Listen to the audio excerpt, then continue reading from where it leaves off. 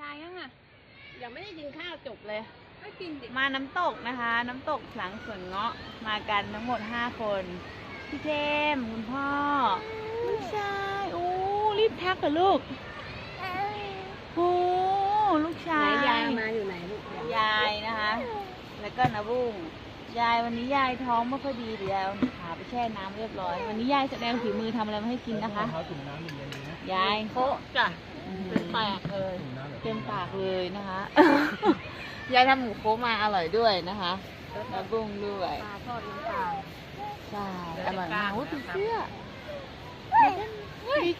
บีเคเล่นน้ำด้วยนะคะ ถึงน้ำจะแดงแต่บีเคก็มีน้ำเป็นของตัวเองถังข้างหลังแม่ น้ำใสมากนะคะใส่น้ำสะอาดมา แม่กินไม่หมดทีเด็ก นะลูกชาย หมดแน่